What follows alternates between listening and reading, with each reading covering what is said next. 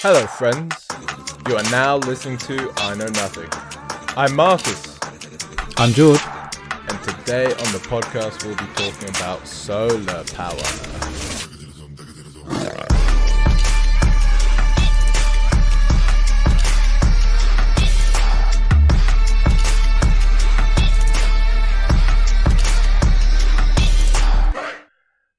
The I Know Nothing podcast is a progressive story. Up until recently, George and I have done nothing positive for the environment. We do not feel associated with the climate advocates of our day, partially because they feel so far removed. However, that must not stop us. So we want to become more educated on issues surrounding the climate and hopefully show the struggle and success of our journey to help others. George. It feels like months since we last did our podcast. How have you been? Yeah, not bad. It's really nice to see you. I suppose I am seeing you. I can see you on the video. Yeah. But it's just, I don't know, I was just thinking like it is just nice getting to see you each week. And even though I feel like sometimes we like have to rush into it because obviously we're both busy, but even then it's so nice to I'm so glad we're doing this. Like, sounds poncy, but I'm really glad we're doing it.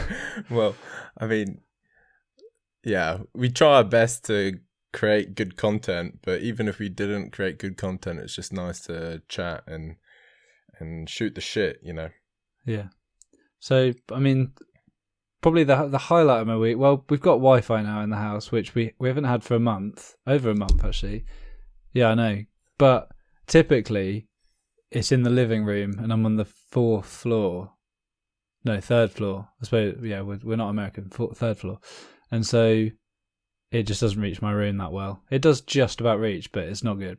So I'm using my phone again. Oh, mate, tell me about it. I'm in the exact same situation. And probably living with a similar amount of people that you are, and it cuts out every now and again and totally dies. It's frustrating to say the least. I didn't know you were living with anyone. I don't know why. I just thought you had a bachelor pad.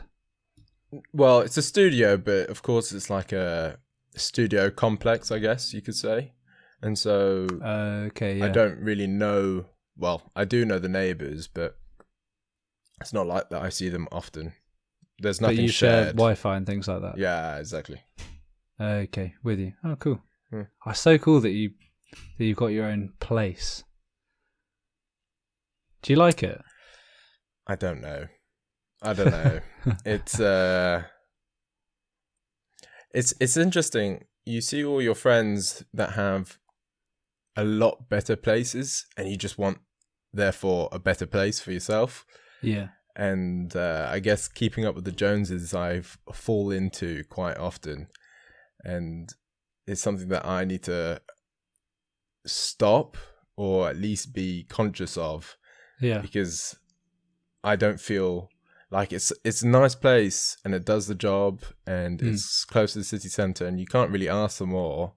But you see someone else's place and it's just like, oh, wow, maybe I should get a new place. So... yeah, no, it is a nice place and I enjoy it. Cool, that's good. And then other than Wi-Fi, so I went to see The Great Escape, which I was telling someone earlier and they mixed it up with The Italian Job. And who's ridiculous. Who plays Alfred in Batman? Michael Caine? Yeah, is he in the 1960s Italian Job? Yeah. Yeah, so he was You're only supposed to blow the bloody doors off. Nice. So my friend was like, oh, so Michael Caine, that one, yeah? And I'm just thinking like The Great Escape. I'm pretty sure it's the original. But like Michael Caine, I don't remember him being in it. And yeah, definitely he's not in it because it's the guy's thinking of the wrong film. But yeah, so we watched that at the Royal Festival Hall with a live orchestra, I think the BBC Symphony or Philharmonic Orchestra, and it's so cool. The timing was amazing. It's really impressive. It's because I suppose it's not just that they're not just playing these pieces beautifully. They're also having to do it where they're fitting perfectly to sync to the film that you're watching and the moments and the jumps and changes in the music. So it's quite cool actually. I really enjoy it when a piece of art like a play or film has amazing music to correspond with it. Yeah. One of my top 5 films is Kung Fu Panda. Really? Oh, right. Okay.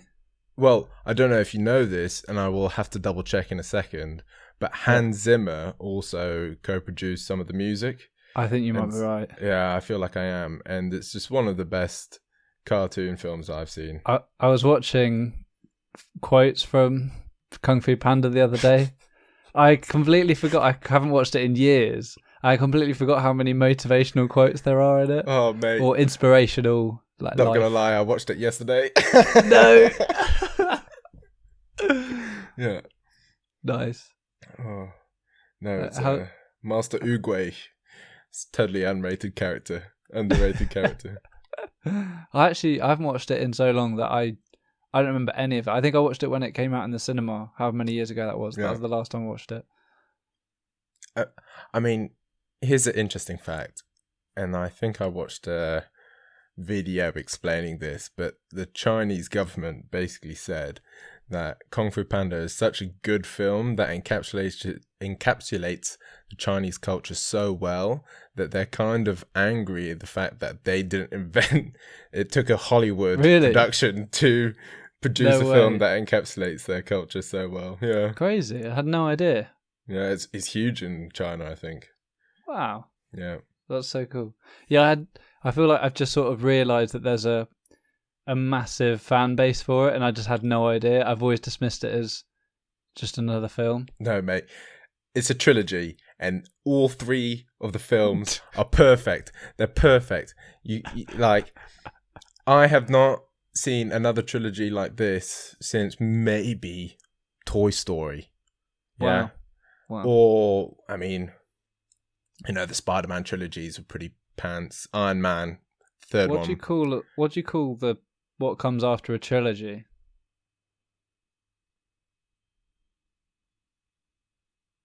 Is there a term? Quadrilogy. Quadrilogy. Wow, that sounds sweet. Yeah, it does, doesn't it? But probably false. Don't listen to us. We don't know anything. Yeah, absolutely nothing. How is your week, Marcus? Yeah, my week's been fairly busy, mate. I actually went for a run for the first time in ages, actually. In how long?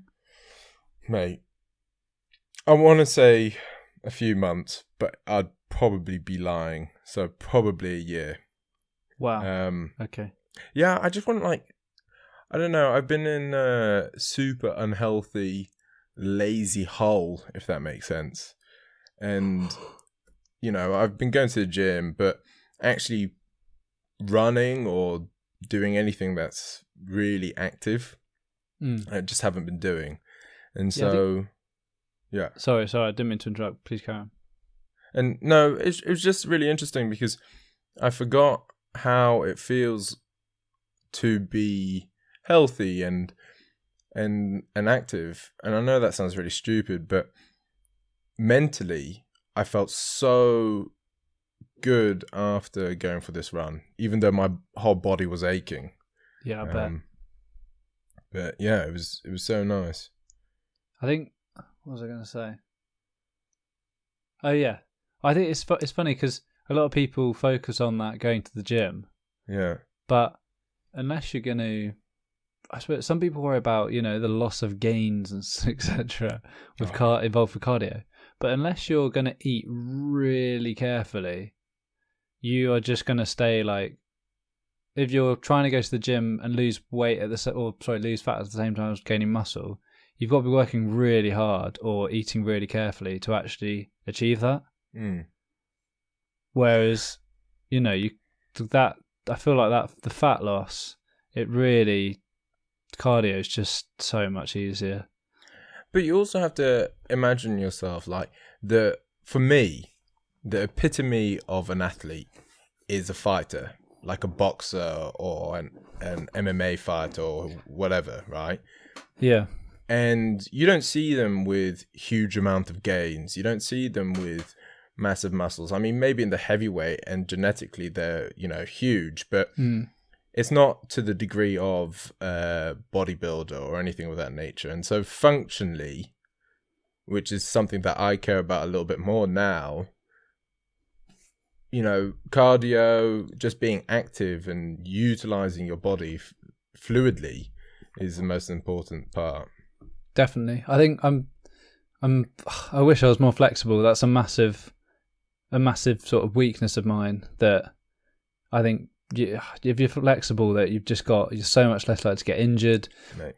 It's all better, really. Did I told you, did I mention it on the podcast last week, but I started yoga. Yeah. Yeah.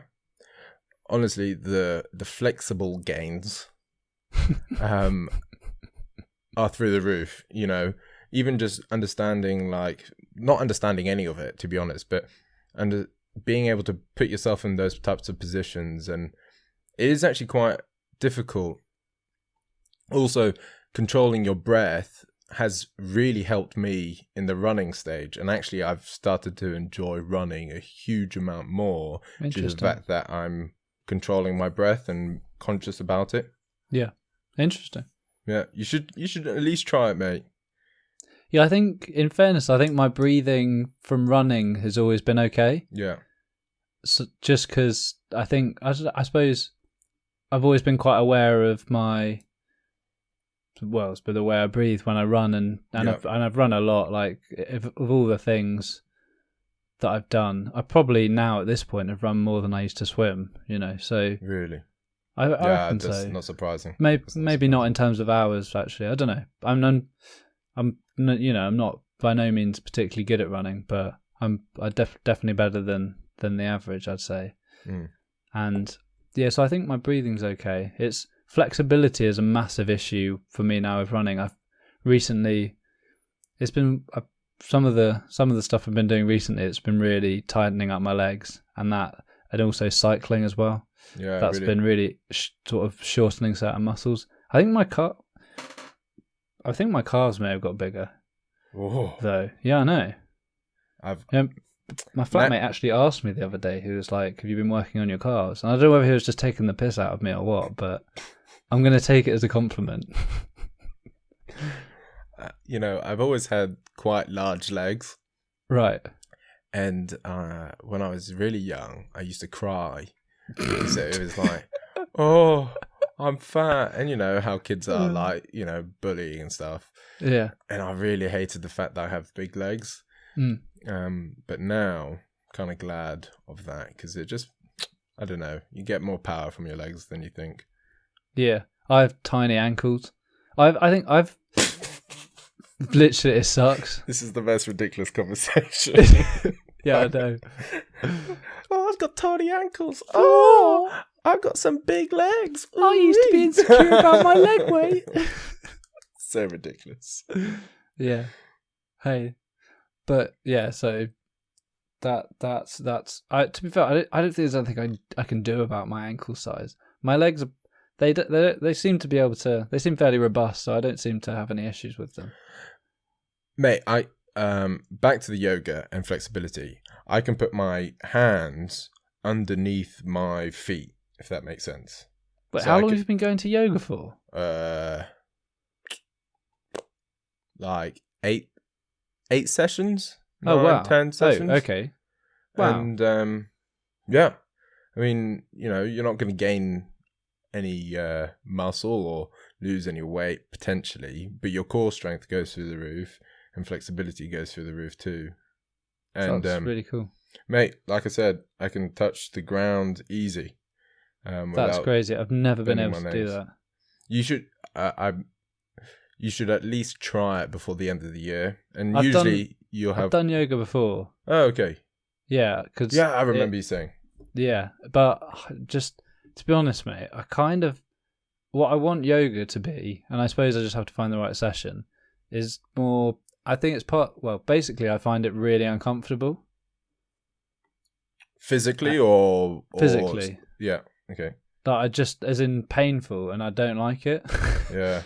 So I just, what I want yoga to be is like a sort of more relaxed stretching session, but maybe what I need to do is go to more beginner stuff, start off, and then once I'm more flexible, it'll be less painful. Because clearly, I think a lot of the pain comes from trying to do stretches where certain muscles just are not capable of being in that position. Yep. Yep. Yeah. So. It was really interesting because when I started, it was a beginner course type thing as well. And she goes, "Okay, so this is the downward dog," and I'm breathing like hard, mate, and I'm like, "Oh my gosh, I've never been in this position in my life. I can't even do the downward dog. I hate it. I've never been in a position like this in my life." And then, we're going through it, and I'm really struggling, just trying to focus on not falling over and dying. And she goes, "Yeah, go back to the downward dog. This will be your rest position when we get a little bit more advanced." I was like, "Rest position?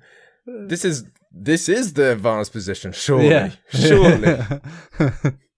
That's exactly how I feel. Yeah. I've never broken past the wall either. Yeah. Still feel like that. What would David Goggins do though? Huh? Oh, good point. Yeah, he stretches a lot. I wish I had the discipline to stretch 2 hours a day. Imagine that. Yeah. Right. I probably should. George. Sorry, yeah, we should go on. We should. You see, we haven't spoken in a while, so it's all coming out. Yeah.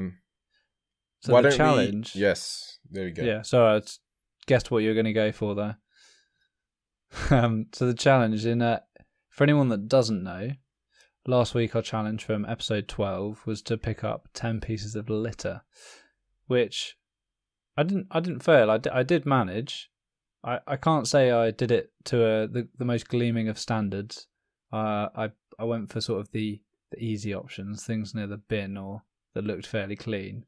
Really, I was trying to just complete the challenge, not actually be a good person. And there's definitely rubbish that I could have picked up and didn't, even though I hadn't finished the challenge, if that makes sense. I was kind of like, oh. Yeah. Nah. But you still did something positive, right? Yeah, that's true. No, that's the whole aim of the game. How about you? Mate, I blew you out the water, 100%. Oh. Yeah, I'm not even going to lie about it. I'm not going to brush it under the carpet. They say humility is a really important trait, but I just do not have that whatsoever. And I'm pretty glad because, I think in the past 3 weeks, I have failed the challenge. So I've really forced myself to do something this week. Yeah. And interestingly enough, this week was, on Saturday anyway, past Saturday, was World Cleanup Day. And actually, there was already organised events which you could just attend for free, obviously, and volunteer to just clean up the streets. And I went alone, which was pretty scary, actually.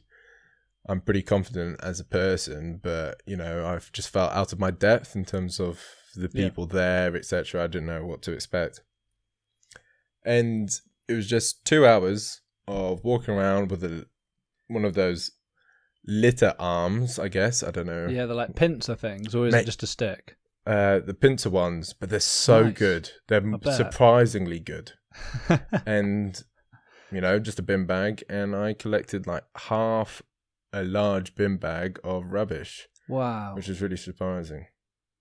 That is really cool. Mate, it was super, it wasn't anything like special, right? You didn't feel like, oh, wow, I'm so much better than everyone else. Yeah. But it was just kind of like, oh, it's nice doing something for your community. Absolutely. Regardless with of them as well. Right. And, being an expat, it's not hard to make new friends or anything, but you want to put yourself in positions where you can meet new people. And so it was nice in terms of a constructive event that you could meet new people at. Yeah. And yeah, so it was cool. What was really interesting though is the whole aim of the day wasn't really to pick up litter. Well, of course it was, but was to analyze the information and the data of the litter. Yeah. And so they had the app, etc. And they recorded 77,000 pieces of litter were picked up in the Netherlands alone from that day, which is pretty amazing. Yeah, that is. And that type of information, because we were put on set routes, will help understand where the problem areas lie in our cities. Are back streets more rife with litter than main streets, or are cafes, are they prone to have litter around them, or supermarkets, etc. Mm-hmm. And what I found from picking up litter for 2 hours was there's so many cigarette butts. It was ungodly amount of cigarette butts and beer cans, mate. That's pretty much my haul. It was beer cans and cigarette butts. I think that actually maybe reflects on the people dropping them. Yeah, 100%. Like basically drunk people and smokers. Because this has been puzzling me for a few weeks recently, specifically, and it's why smokers drop cigarettes on the ground. Yeah. Why? Like, when did it become acceptable, or why is it still acceptable for people to do that? Yeah, you're totally right. And I mean, as an ex-smoker who sometimes dabbles. Sorry, Mum. Yes, sorry, Mum. You don't listen anymore anyway. No, I know you don't. Heartbreak. Yeah, it's interesting actually, because I really self-reflected afterwards, and it's just pure laziness, I think. Yeah. And of course, smoking is almost like a rebellious act in itself. Like, fuck it, I don't care about my health at all. Yeah. And so just flicking your cigarette butt is the least of your worries, really. Yeah, I suppose if you're willing to damage your body, then, I mean, obviously you're going to damage the environment you're in. Yeah. But to be honest, I don't really know the answer. I think it's just pure laziness. I do remember having friends who did smoke who would make a conscious decision to put it in the bin while I was flicking it on the floor. So, yeah, I guess it's just certain types of people, maybe. But it was really interesting seeing all the cigarette butts and all the beer cans. It was literally, a few bits of plastic, but negligible compared. Yeah, I can imagine. But I don't think I've ever sort of ditched beer cans. It's the kind of thing that it's just so easy to put in a bin. When you're wandering on the streets drinking your cans, like, you can normally just pass a bin of someone's and stick it in there, even if that's a slightly dubious. But no one really minds. It's better than it going on the floor. Yeah. But cigarette butts, like, can we please stop dropping them on the floor? Yeah. Right. And now I can understand, like, one of the comments was quite funny. One of the guys was like, oh, if only they just put the beer cans, at an easy to reach place.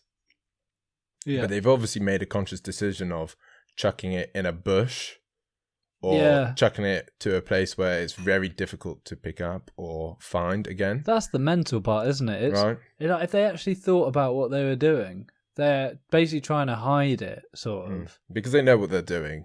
Yeah. Yeah. Mental.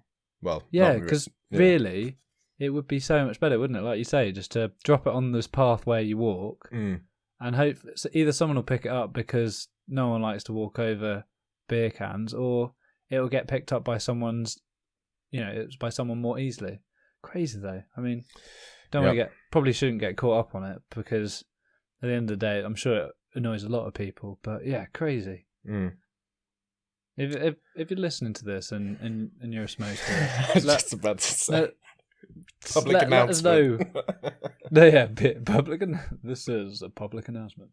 No, so just let us know why it's okay to do it, because I might have just missed a point. Do they just what makes it okay?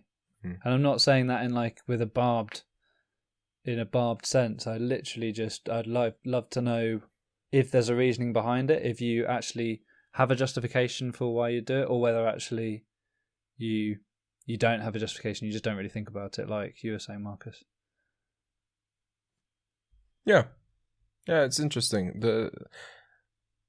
It's interesting the psychology of everyone at the moment in in our society, and I think it's a broader topic that we can't really get into. But the likes of littering is really, it's probably easy to understand why, and it's easy to understand where you're coming from with that kind of sense of just not caring. Yeah. But then the question is, why don't you care? Yeah. You can be a climate skeptic all you want, or you can believe that maybe we're not producing so much CO2, but littering, right, regardless of environmental issues, is one of those questions where it's like, why are you just dropping it on the floor? We've discussed it before. We've asked those questions before, George, but it is super interesting. Yeah, I think that's a good point. It's one of those ones that even if you don't believe in anything, you should at least believe in the common decency of keeping the space you live in clean. You would hope. Yeah. I mean, but I think people just don't think like that. Some people, obviously, tons of people do, and I'm sure many of the people that, if you got to the point where you're listening to this podcast, you're probably the kind of person that puts litter in a bin. I mean, to be honest though, mate, I haven't been perfect in my life in the sense of I used to litter all the time. Really? I wouldn't give two tosses. Yeah, no, Marcus. mate. But then that's I personally attribute that to a lot of selfishness in my previous life. No, in a few years ago. Like, right. I was very self-absorbed and didn't really care about community and all that kind of stuff. So interesting. Yeah. Right. I think we should move on to the main topics for today, which we mentioned at the start, and that is solar energy. I think it's maybe we should try and, I suppose, keep this one concise. It should be interesting, but we'll try and keep this one flowing for you, and so we want everyone to learn a little bit as they listen to this. I did study it a little bit at university. Maybe again, it's like the previous topics. If you listen to wind power and forest fires, did I know something about forest fires at university, or am I making that up? No, it's electric cars. I didn't know nothing about forest fires. It's all blended into one, mate. It just feels like you keep mentioning it. I mean, and the listeners and I are just getting so bored. All right, we get it. You did a degree. Like, you paid way too much money for it, and now you regret it. Stop trying to convince us and yourself that it wasn't a mistake. People don't realise that this is the whole agenda. We need to try and get some value from the 9K a year. Yeah, literally. Yeah, so I do actually know a little bit about how they work in terms of the real science behind them. I did materials chemistry, and that really focused on the like nitty gritty of how they work. What do you know, Marcus? I'm quite keen to find out what you know, because it's less intuitive, I think, than wind power. It's actually the reality of it is quite complex. So, touching on the conciseness of this one, I think over the coming weeks, we'll be touching more on renewables, and a lot of the same questions will be coming up. So that's kind of the reason why we want to be a bit more concise with this one. Now, in terms of solar power, I feel like my knowledge is limited. I think I have a feeling, and I'm pretty confident, that solar power produces less energy than wind, especially in the UK, maybe. Well, especially in the UK, we barely get any sun. But I think just as a unit-wise, it produces a lot less energy. I don't know how they're making energy. I don't know if it's getting the UV rays from the sun and producing energy from that, or something else. Maybe I'm not too sure. And yeah, and that's. Yeah, to be honest, mate, I don't really know. I remember that they're not solar panels; they're called photovoltaic cells, or something like that. Yeah, that's good. Nice. Right. So, yeah, I mean, you're definitely not quite there in the nicest sense of the word. Thanks, mate. Thanks. I think this is going to be quite a useful one for you, hopefully, and I'm sure a few of the listeners. So bloody rude. So rude. Yeah, I make no apologies. So, yeah, I suppose in terms of, I imagine, although I don't know, regarding solar power versus wind, it'll all depend, obviously, on the size of the solar panel, the size of the wind turbine, and the area that you're in. Because if you're in a really sunny, not windy area, then solar panels are probably going to be better. But if you're in the UK or Scotland, even better, where it's miserable most of the time. Sorry, Scotland. It's kind of true. I mean, the people are nice, the places are nice, but the weather's pretty cold and wet. But it's windy, and so it's going to be better. So I think it's definitely a balance in terms of which is actually better. But I do think you'd be right in saying that wind is cheaper than solar, at least in the UK. That's an interesting way of putting it. Yeah, per unit. Yeah. So that's and that's sort of irrelevant of how. Well, I suppose that is linked to how much can be produced in in the UK. But yeah, so and then UV rays, it's definitely I mean, I think that's it's not really right to say that, I suppose. Yeah, you'll tell us in a minute. Yeah.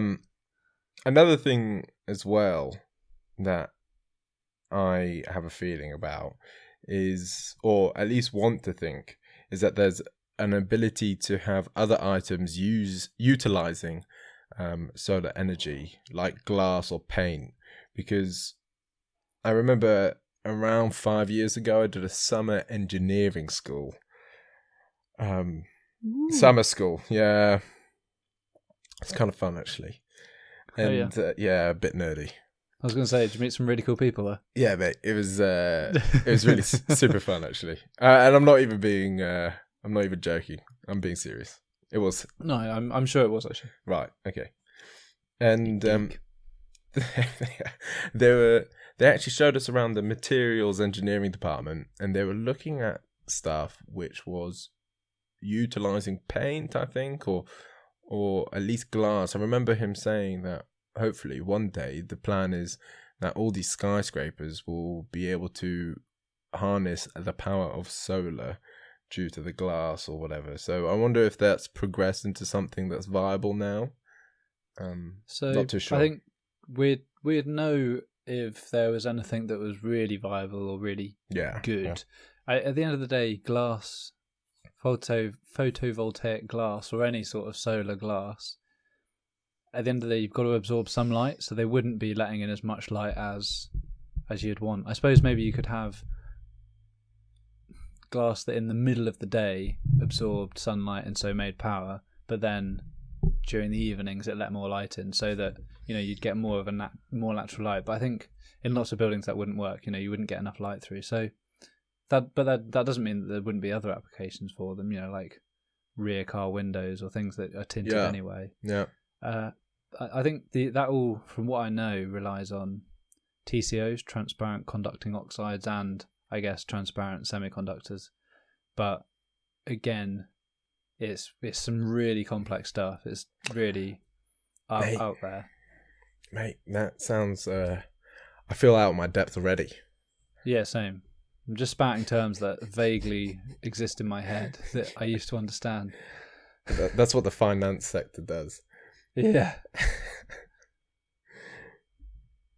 Right. But yeah, I mean, I think it's possible. It's the paint. That seems really difficult. A paint to make something robust enough and easy to apply, etc.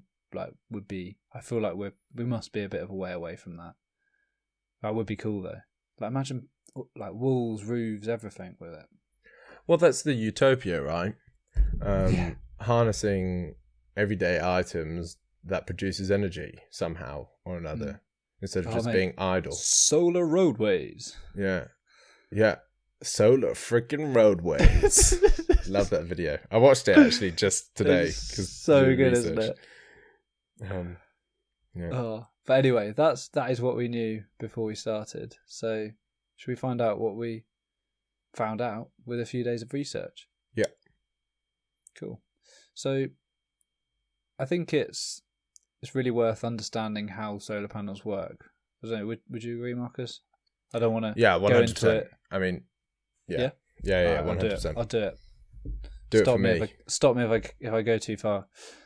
So, and I want to know. I want you to really like think about this one and tell me if you understand it. It'd be good, if you understand the explanation, because I'm notoriously bad at explaining things sometimes. So, solar panels, as you can probably guess, use sunlight. What they actually use, or what actually, shock, mind blown. I love that meme, by the way. That one. Which one? The meme where the guy's like a scientist or something. He's just like, yeah. What? You just absolutely love your memes, Marcus. Oh, mate, I'm addicted. So carry on. Sorry. That's all right. So rather than UV, it doesn't. Technically, it could be sunlight in the UV spectrum. So in a way, you could be right. But what it uses is the photons, and photons are waves or particles of light. They can be both, wave-particle duality. You follow me so far? Mm-hmm.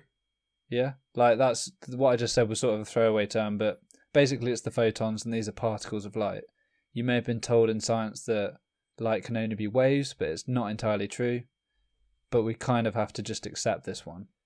Now, these photons basically hit the cell, the photovoltaic cell.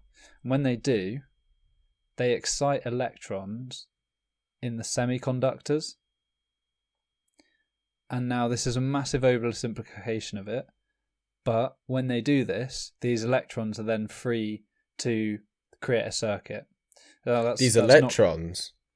Yeah, So maybe I'll skip a step. The photon, so imagine a particle flying in from outer space all the way to the ground. Sure.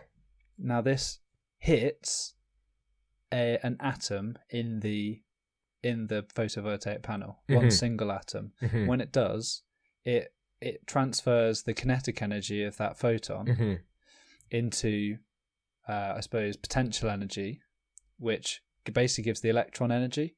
Mm-hmm. Or essentially, I suppose it just transfers kinetic energy to the electron. Now, but I think technically, if anyone's science is listening, it's potential energy. And so, to sort of rewind, because I've dug myself into a hole, photon hits atom. Yeah. This excites an electron. You're right. Yeah. When that happens, this electron then essentially goes flying off, and it's free. It frees the electron. And when you get free electrons and a build-up of them, you then get a potential difference, because you've got sort of a load of free electrons, and then basically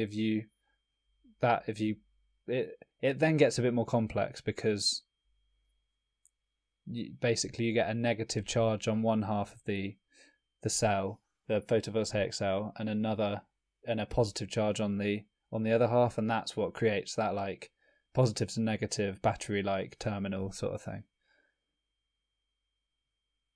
But again, that was maybe a bit too like rubbish of an explanation for something that's quite complex. Essentially, electron gets excited, electron's free to produce electricity, electron goes off and produces electricity. Okay, nice. Yeah. I like how you explained it quite concisely, and then you did the essentially, and then you basically repeated exactly what you just said. Did I? But I feel like what I'd done was sort of make different points that then overcomplicated it, sort of like branched off. And so each time I wanted to come back and summarize what I'd actually been trying to say. You're good, mate. You're good. No, that makes total sense. And so I guess then it's not UV rays at all. Well, it could be if they're the right wavelength. Also, if the photons in the UV light have the right amount of energy to excite the electron that you want to excite, then great, it'll work. Cool. Yeah. If I'm honest, mate, I'm really worried that the camera has stopped recording. Do you want to check? I am gonna check, but I'm worried because the trousers I'm wearing are my pajama trousers. So you've got to stand up. So I'm gonna have to stand up. We can cut it. Quick, go.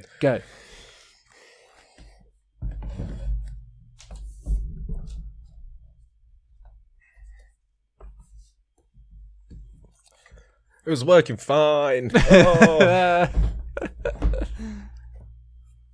So, anyway, on to you, Marcus. Yeah, I mean, so that was really interesting, and that's actually really helpful, George, because the basics is really super necessary to understand before we get into anything else. What I liked about our previous renewable podcast episode was that we put the UK on a pedestal, and especially now, we kind of need some fairly good news. And while we may not be the best in the world for solar power, we are doing our bit. And actually,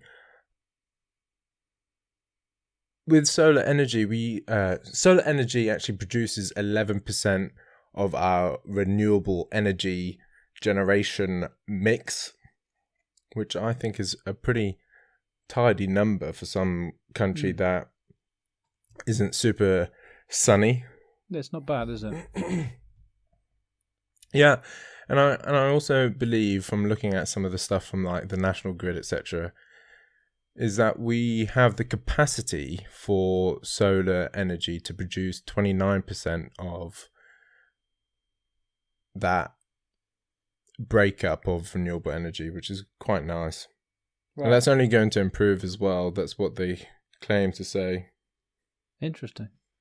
That'd be cool. Yeah, it'd be good to see. I suppose it's such like an unobtrusive, whatever the word is, form of renewable energy. You know, it's just on the roof, out of the way, all good. I think, talking of the best in the world, I did actually find out who was the best in the world, which I thought was quite interesting. It was hard to find sort of strong, hard data, but all the sources seem to confirm that Germany was actually the best in terms of utilising solar cells. So they produce roughly 8.5% of their total energy generation. Wow. Yeah, so I think we worked out last week that was it 50% or so of our energy? Was that it? I think we've just hit that tipping point this year. Yeah, and so 11% of renewables, so let's call it 10%. That means 5% of our total energy generation is solar, and Germany's producing 8.5%. Which is pretty amazing. From just solar. But they also the most solar energy generation per capita, and that I think is pretty confirmed on that one, which is pretty impressive if you think about it. It's not exactly a small country. Not at all. Not at all. But, yeah, that's cool. So well done, Germany. Good effort. Yeah. Round of applause for Germany. Yeah, and actually I did also find another report, I guess you could say. I don't think it was a study. And you can take this with a pinch of salt. But Deloitte, the company, they actually say that if every possible roof in the Netherlands was fitted with a solar panel, it would produce 50% of the Netherlands' energy consumption / usage. Wow. which I thought was pretty interesting, actually, to say the least. I suppose the question is did they mean literally every single inch of roof covered in solar panels? Right. Yeah. I don't think it was purely theoretical. I don't think it was.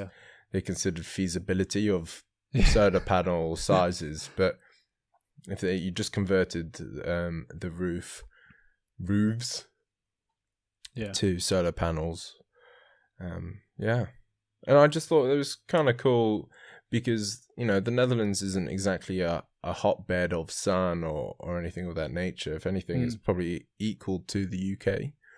Right.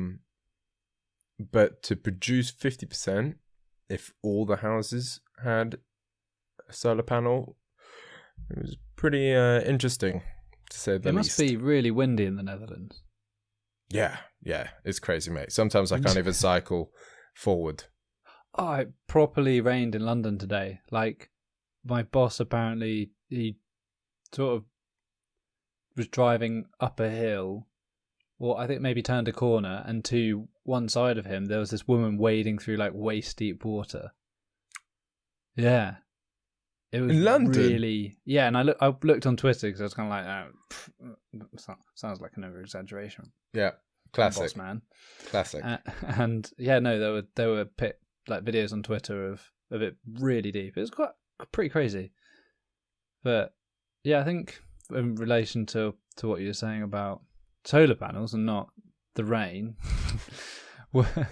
it's quite difficult really to tell where sort of the next innovation will be. And people are talking about, or a study looking at covering every roof in the Netherlands in solar panels. Obviously, it's not really feasible. It cost crazy amounts of money, bankrupt the Netherlands, and then be inefficient.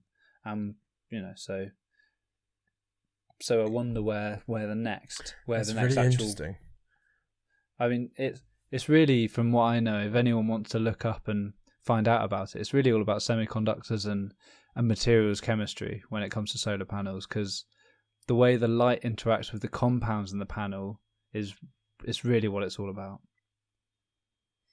Yeah, that's really fascinating, actually, because something that I did look at in the research period, and maybe you can confirm this or not, is that due to the solar panels being made from silicon, they can only be at around maximum 32% efficient.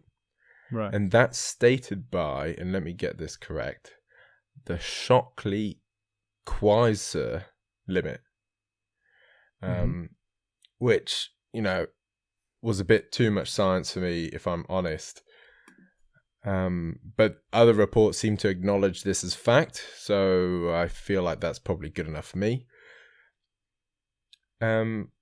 However, MIT did push that a little bit towards 35% efficient in creating energy. So maybe the innovation in technology that pushes that even further. But I think for this discussion, it should be noted that solar panels aren't 100% efficient, and there is room for improvement, like you say, in terms of, I guess, semiconductors and material chemistry. Does that seem to ring a bell, the Shockley-Queisser limit? Or confirm? I mean, I actually have no idea how you say it either. I think it's like maybe Kaiser or Kaiser.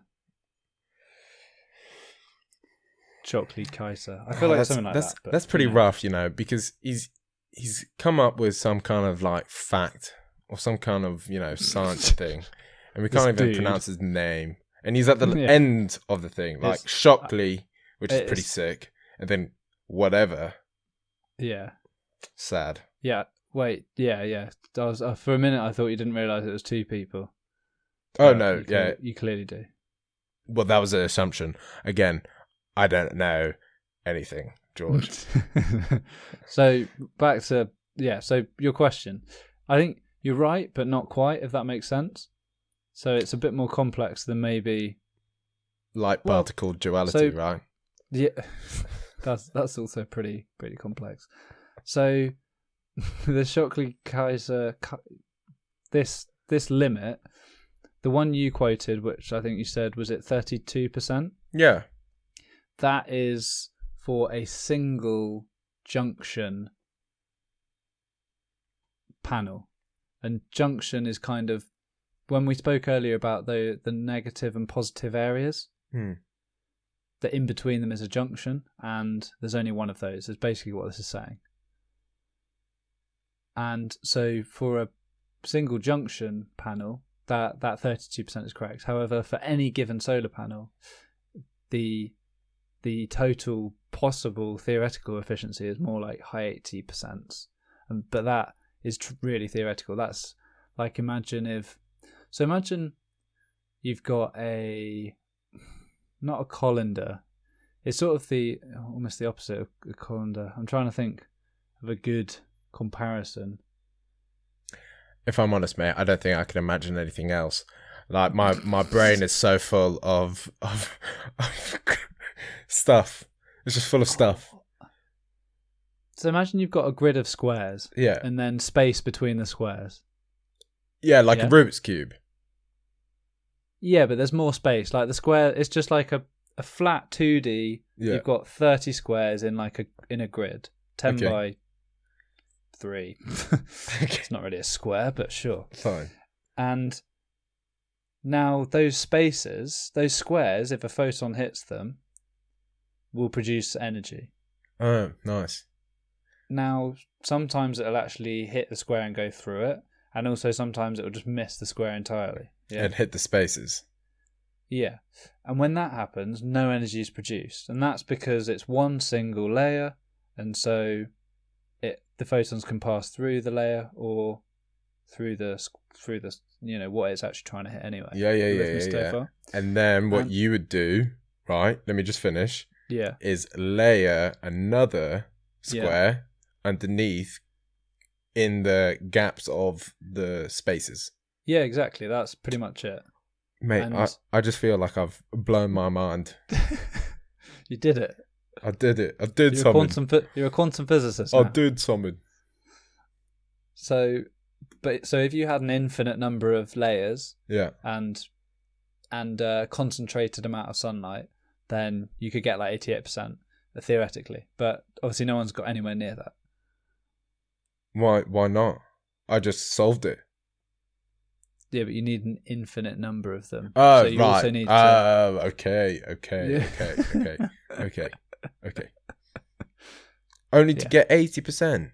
Or like 88 or something around that. Oh, that's still pretty that's crazy, pretty good, though. mate. That's pretty good. Yeah. Infinite. Yeah. To only get 88%. Mate, I'd send that back. I'd request at least 99.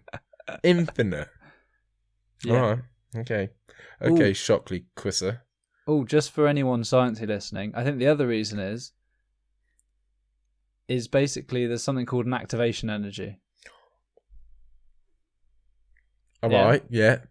And that's the amount of energy you need to free an electron. You've got to pay to free the electron. I think you're making this up now. We're going too far. I think you're making this up.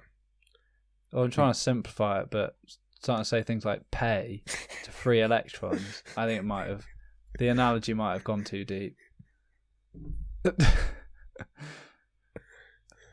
All right, fine.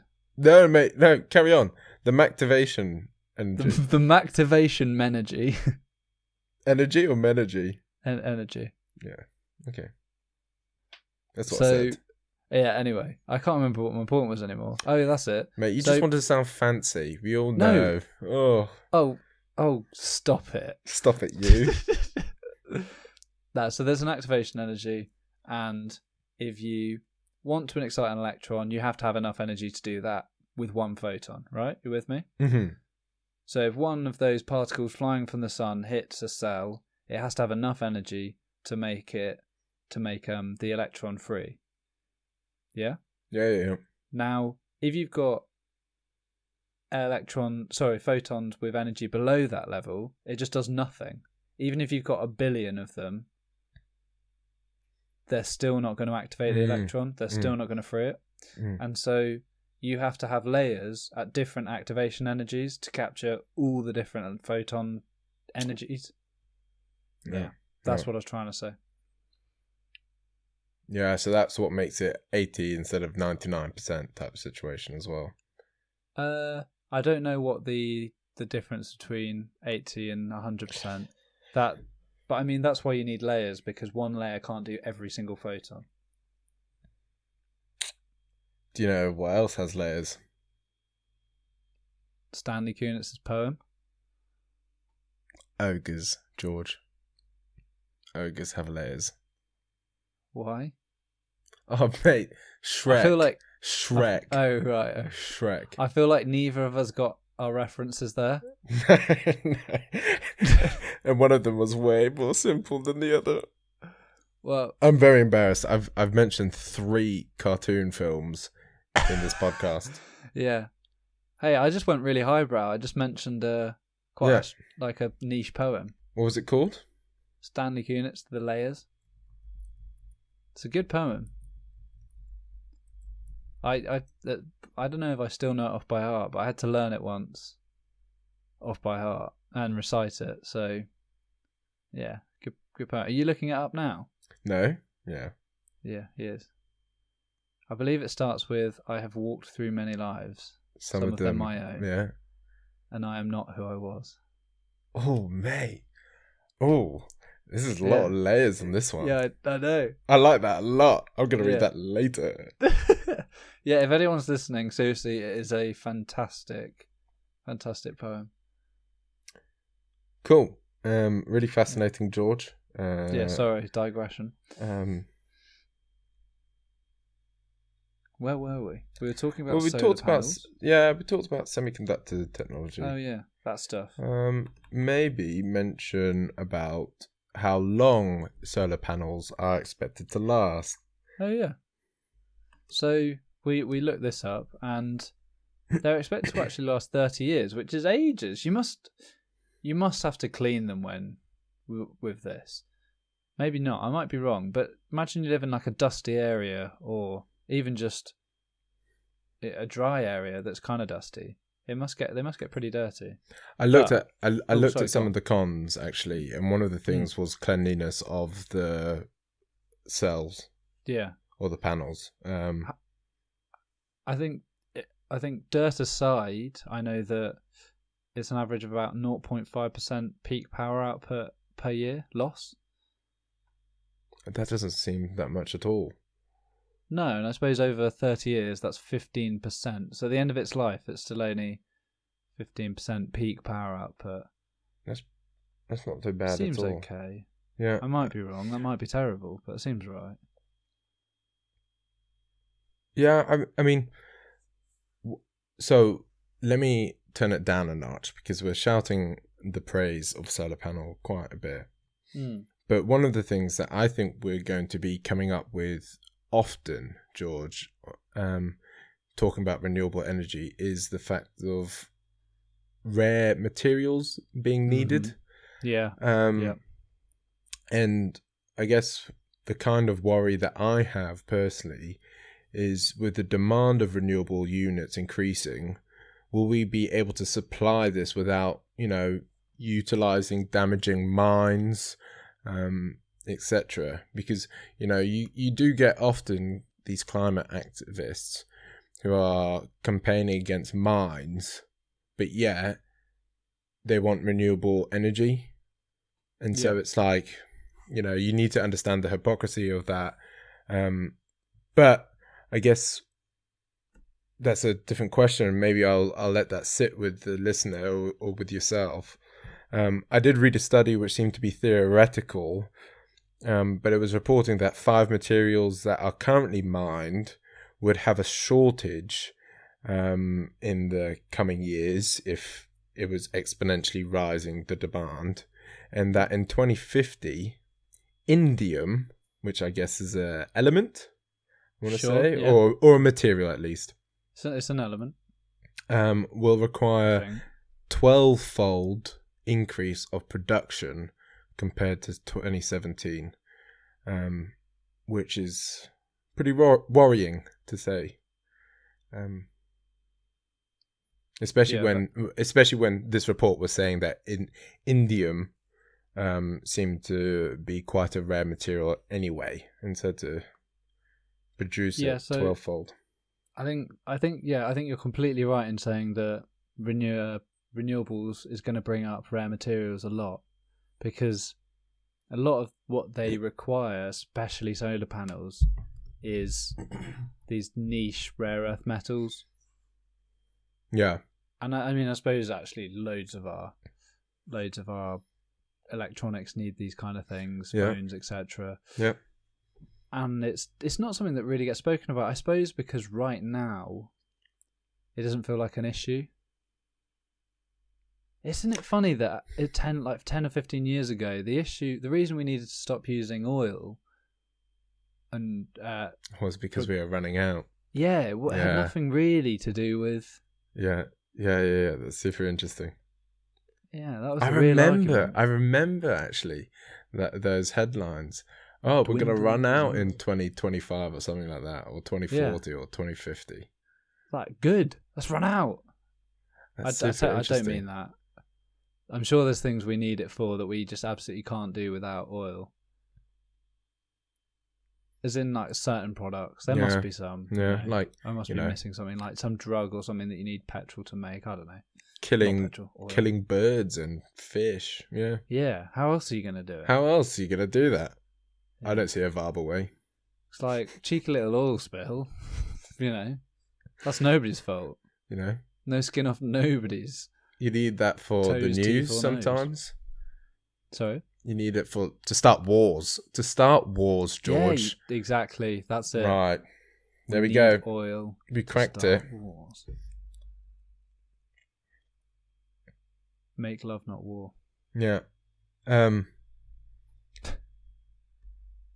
yeah, I think we can sort of maybe move on from this one, because it would be quite interesting to do a rare materials chat at some point, an episode on it, because I don't think either of us really know anything about it. I did learn a bit about some of the lanthanides and actinides and some of the rare earth metals, but really I don't know very much, and I've forgotten all the stuff I did learn. I think it would be interesting to do that. The only thing that I already feel like we're going to go down with is the data is going to be very difficult to find. And I feel like these mining companies aren't going to be holding those informations or whatever. Yeah. Do you have anything to sort of add before we move on? No, I just want to say I appreciate the fact that you have utilized your university knowledge and to even just helping with the basics in terms of photons, and it requires photons to transfer kinetic energy to electrons for that to reach activation energy, such that the electron is released and freedom, and then I guess produce electricity. Yeah, not a bad explanation. I feel like I've done my job, mate. Amazing. So happy with that. That wasn't even intentional. I was going to ask, are you feeling more knowledgeable on the salt pick? But mate, I think enough said. Mate. Awesome. Absolutely. Well, should we move on to the good and bad of the week? Yeah. So, here at I Know Nothing, we like sharing some news that is positive, but also negative about the environment. We have to balance it because otherwise it can get pretty depressing out there in the big wild world. And we think a major reason why people don't act or do anything positive for the environment is due to the fact that it is pretty dark. A lot of alarming figures, etc. So, George, hit us with the good. The good. The ESA. Do you know what that stands for, Marcus? Yeah. What? Erectile... No. European Space Agency. The Erectile Stiffy Association. Yeah. How old are we? Oh mate, I can't wait to make dad jokes in the future. Yeah, I'm starting now. I'm starting Cause now. because right now it's a bad joke, not a dad joke. Sure. Oh yeah. Yeah. So the European Space Agency have made plans to send a satellite to gain high-resolution views of the greenhouse effect. They're essentially going to measure infrared radiation coming up from the Earth, and essentially that's going to be used to create statistics that assist science around the climate conversation. So they're essentially going to be able to tell which areas more pollution is coming from in terms of greenhouse gases, and that's going to, I suppose, help aid guiding and focusing the efforts. Well, and I think all of these things need data to quantify really the impact. And I think a step closer to being able to say, yeah, okay, you cannot be a skeptic anymore. This is the reality. But that's pretty good, George. Yeah.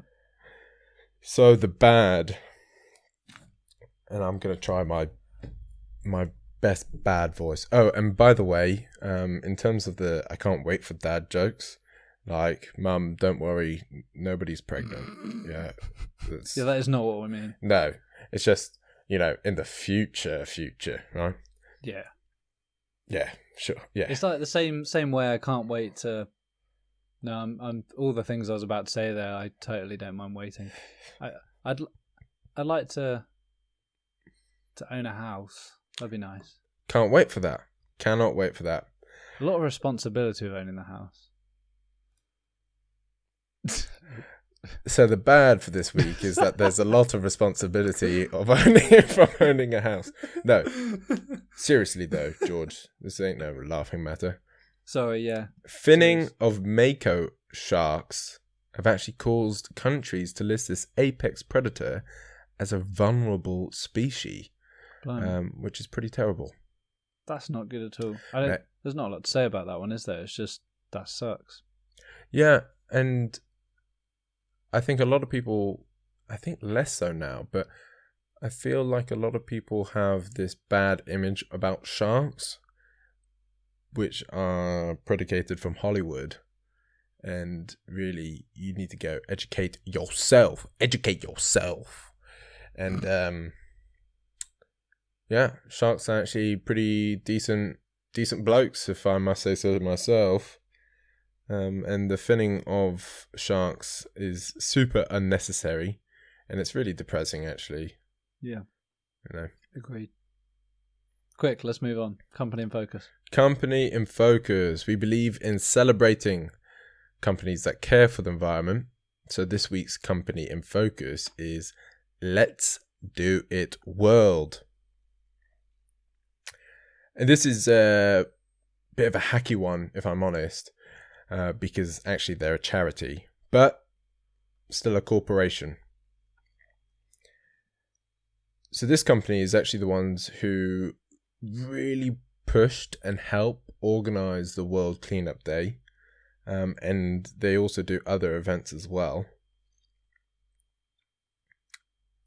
which I think was pretty cool. They have like some tenets about what they want, and they seem like a pretty positive company, actually.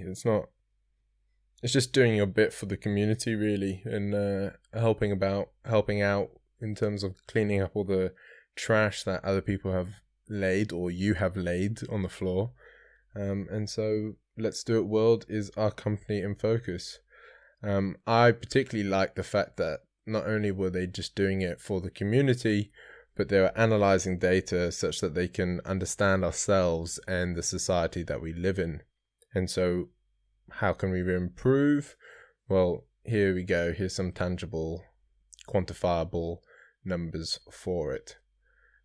So that is what Let's Do It World is doing. Nice. I was just thinking the way we moved on from the bad there. It's such a classic example of how all of us really as a society treat bad news, especially why it's so difficult to, or for a long time, it's been so difficult to keep climate news in the media. If that makes sense, because a lot of it's quite negative. Because it's like, yeah, you know, a lot of bad things are happening, yeah. and there is this temptation to be like, right, let's move on from that because it's bad, and I don't want to think about bad things because they're depressing. It's really interesting actually, because you know, you have seen, well, I definitely have. Bad news is selling on the internet, etc.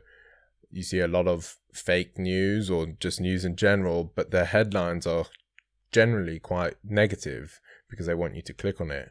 However, with climate news, because you almost have a feeling of you can't do anything, it kind of gets brushed under the carpet. So, I mean, for example, with the Brexit that's going on at the moment, a lot of it is, you know, just negative on both sides or whatever. But people feel like they can act and do something about it by voting or whatever. And so it's very much in your face. But with the climate, it's like, well, enjoy figuring out what you can do. And so, yeah. Does that make sense at all? Yeah, I get what you mean. I think it was really sort of maybe telling. I don't know how I feel about it, but I've heard a lot of my friends slating Greta Thunberg for her sort of like blasting the other day. Was it yesterday? I think it was yesterday. Maybe the day before. So you know how I feel about Greta. Yeah, and I feel like we're a first name basis.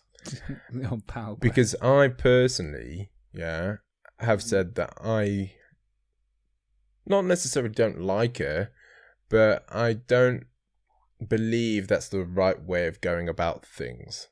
However, that speech that has gone around, that's gone viral, that was the first time that I've seen emotion from her, and it felt real to me. And actually, it moved me way more than anything that she's ever done, or anything that she's tried to do.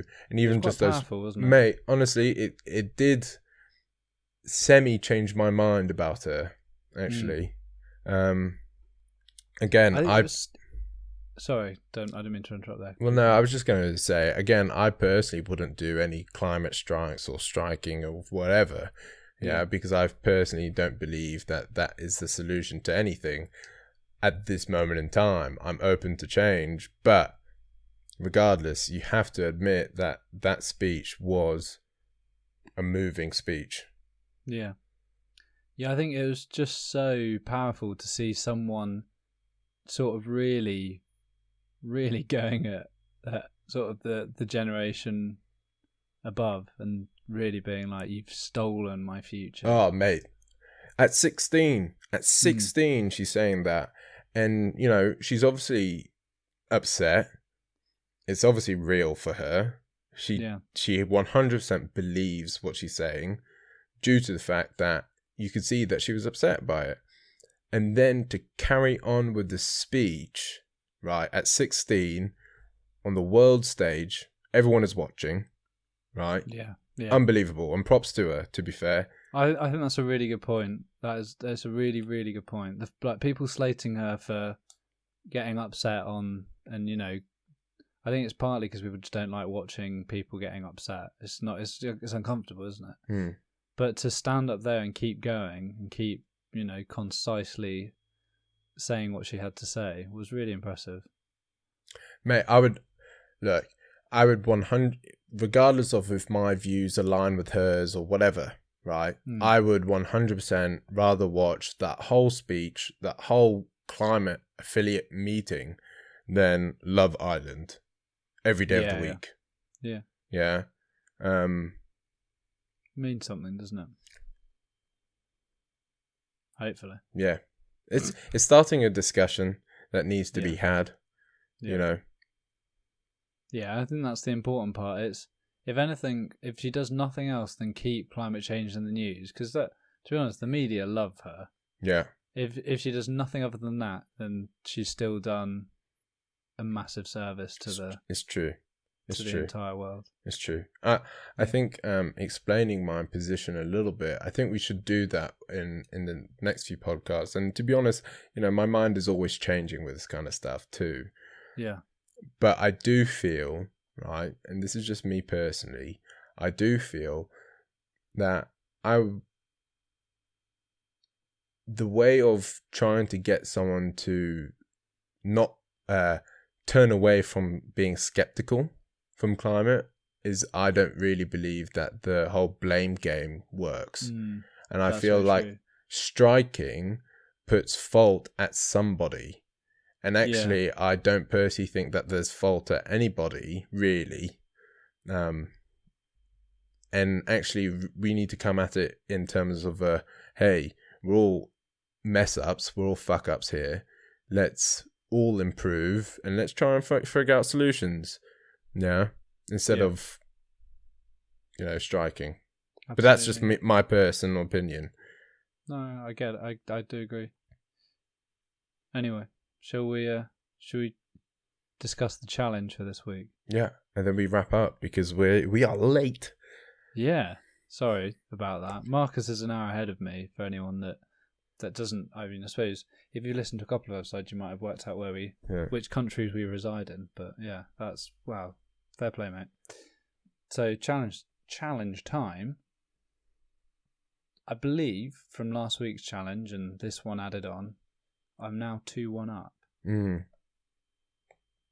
So that's looking good for me still. Yeah. Still keeping it ahead. Yeah. What do you think we should do this week? So we've talked about energy for a few times now. Yeah. And we also have touched upon leaving our items on standby in the previous weeks. And I kind of escaped that challenge that we set ourselves by going on holiday. And that challenge was effectively, don't leave your electronical items on standby and actually turn them off at the mains. Yeah. So now that I'm here, not on holiday, and actually should be putting it and trying to create a habit at least, maybe we should turn off all items unless we use them, of course. Yeah. Okay. Let's do it. I think, I suppose the way to test this in terms of, shall we agree, and we need to actually do this and hold each other to it, that we'll put on Instagram any appliances we leave on. Kind of a boring post, but we'll try and make it artsy, I guess. What, one a day, or? No. Yeah, we can figure out the specifics. We can figure out the specifics. I think that would be good. Pile up at the end in the day. We just keep a note of any appliance we leave on, then we pile them up. Yeah. Then take a picture, and this is the appliances I left on all day. Yeah. Sorry, world. Sorry, wallet. That's cool. That's cool. Yeah, we should do that. We try our best with social media, but yeah, you're a lot better than me. But then again, I've never done Instagram, so And we did kind of agree those roles type situation. Yeah, I feel like I still owe you, but that's all right. I'll post up some dick pics or something. It'll be fine. Yeah, exactly. 0 likes. Wow. Well, 1. Your mum. Oh, hilarious. Geez. Sorry, mum. Sorry, George's mum. Sorry, world. Really. Sorry, world. Yeah. I guess what we could end with that is don't forget to follow us on our social media pages. I know Diddley. If you're watching on YouTube, it'll be somewhere in the description. Visit our website, iknownothingpodcast.com, and we really appreciate some of the comments and interactions we get on those. Yeah, we've been having some really interesting conversations, especially I feel like the electric car episode really sparked some quite interesting debates, especially on Facebook. It seems like Facebook is weirdly the hotbed for our debates. Don't know why. Yeah. I've always assumed it would be Twitter or maybe Instagram, but no. Yeah. Apparently people like a good argument on Facebook still. Mate, I kind of entered a little discussion, and I wouldn't say arguments at all, right? Yeah. It's very difficult to understand how a person says something online because it's just written text. Yeah. However, this one guy started off pretty okay. And I was like, well, okay, let's enter a discussion. And then he got a little bit conspiracy theory on me. And even I was there like, maybe I'm just going to slide away and just not reply. Yeah. Because he was talking about, like, Nikola Tesla getting murdered because of free electricity. Is but then, so it wasn't even like, okay, he then goes full stop. That's just common knowledge, full stop. And I was like, okay, all right. But wow. Okay. if you have conspiracy theories, don't be afraid to share them with us, right? We'll probably talk about it on the podcast like we have just done. Yeah. Yeah. We should have looked it up. We should know more about this. For next episode, we'll know more about Nikola Tesla getting murdered. I have so many podcast ideas, which I'll tell you later, George. Okay. But for now, I think that's a bye from me. Yeah. Bye, Marcus. Bye, mate. I love you. Thanks to everyone for listening. Ciao. Love you. Ciao.